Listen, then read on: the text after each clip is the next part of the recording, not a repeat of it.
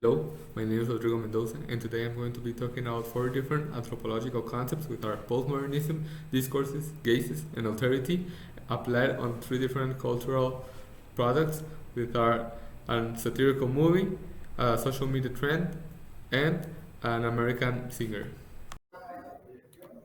Today I'll cover four main topics: postmodernism, discourse, the gaze, and authority. I'll show you how these topics are present in our daily lives through various examples in widely known cultural products.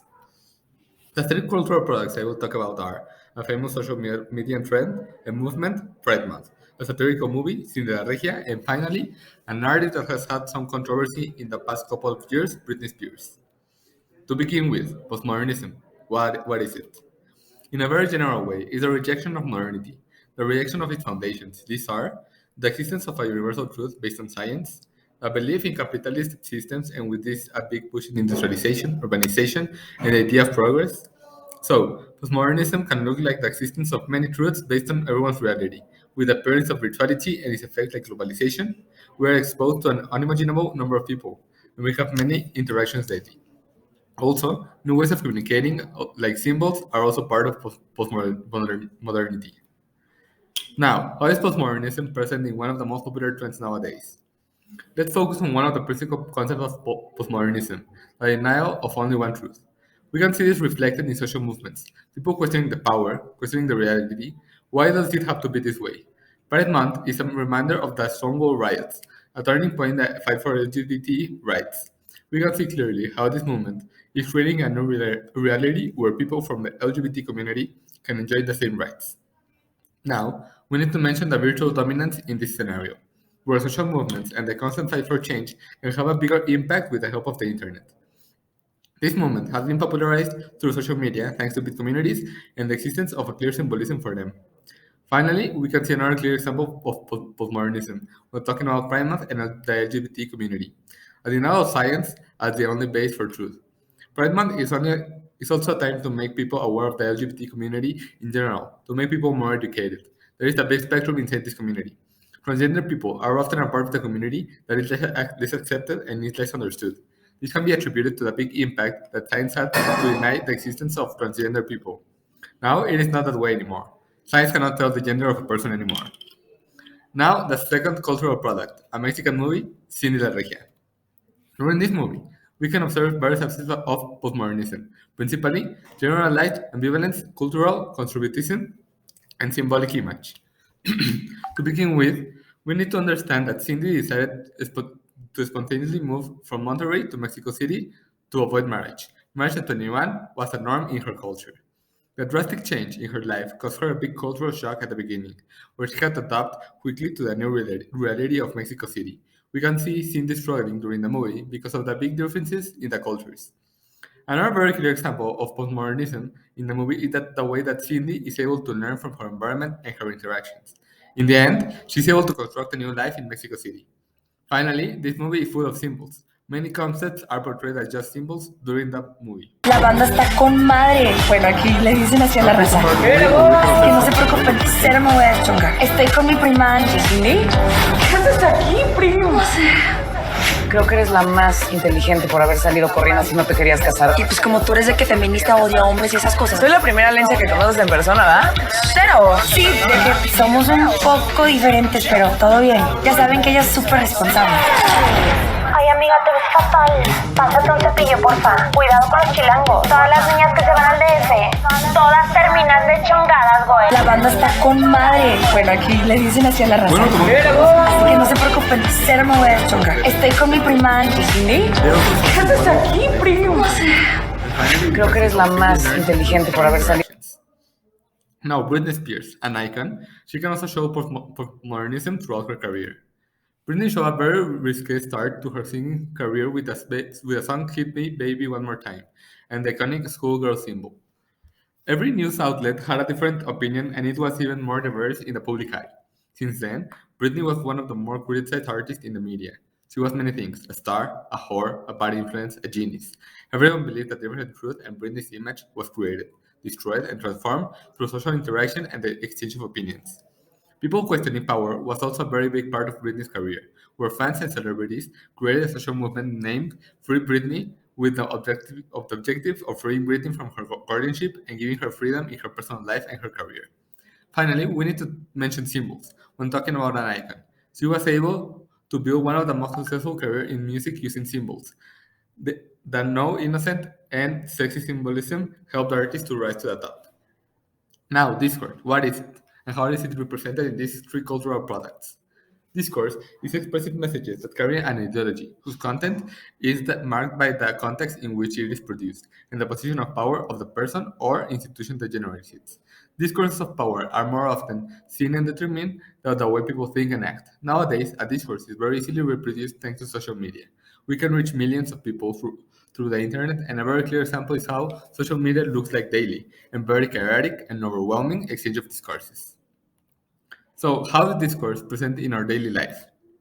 Talking about Pride Month, we can see a very interesting development of this discourse. A discursive formation is the way discourses are produced and reproduced within social classes, institutions, ethnic and racial groups, professions, social groups, etc. As time progresses, the discourse of pride has shown a development. It has been more and more reproduced and accepted. A clear example is how brands are now using Pride Month as a marketing strategy.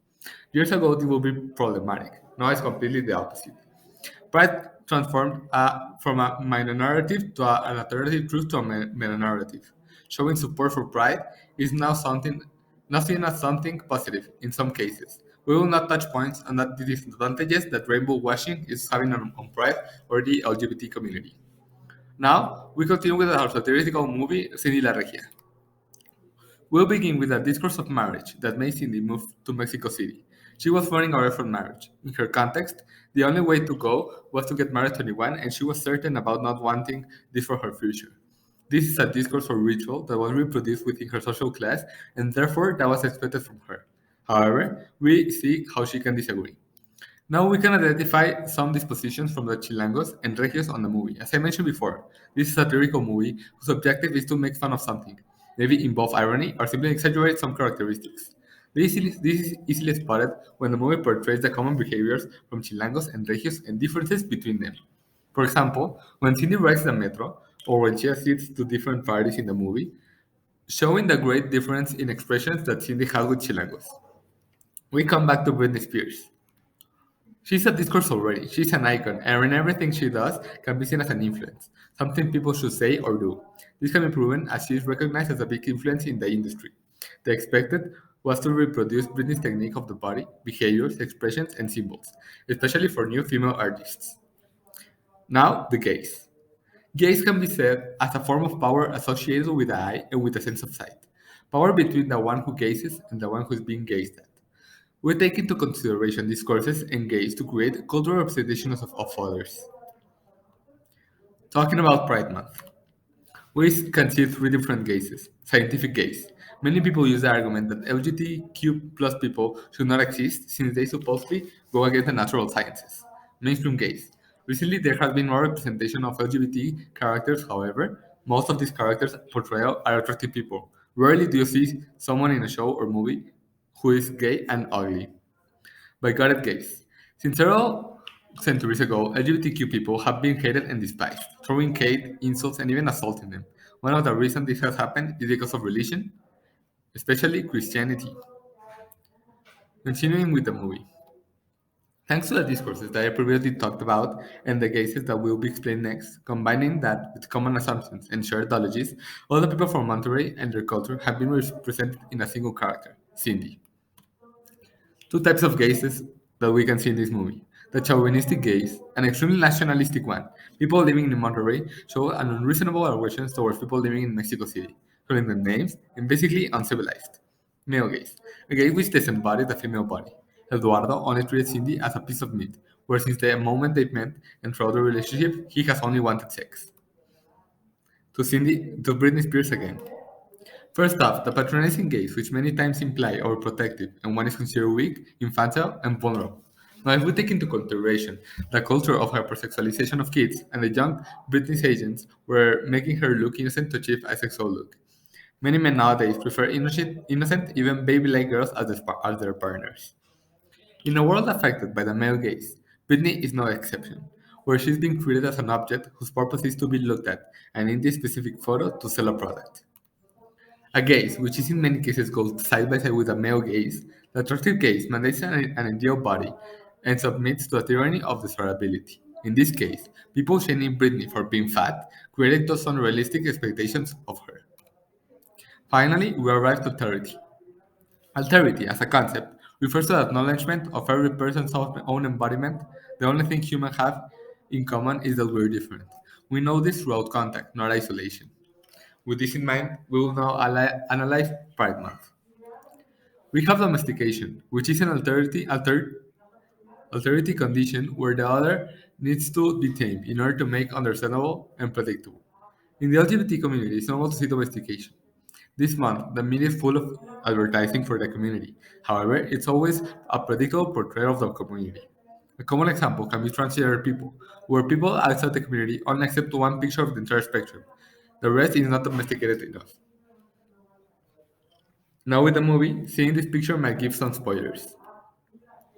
This is easy to identify during the movie. It's also surprising when the movie finally shows a brown person. This person is only the housekeeper or the chacha. We can see clearly how brown people are simply invisible during this movie. And we come back to Britney for the last time. With objectification, we come back to the disappearance of agency of Britney. She became a mere object, a product that was there to be changed and molded by the society and desires.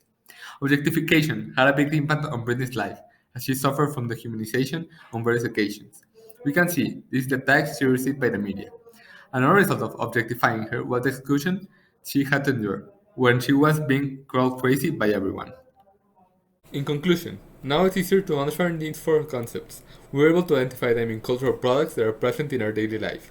As we're able to see, there is a representation of postmodernism, discourses, gazes, and alterity through many, if not all, social and cultural products we observe and consume, and how they can impact the way we think and live.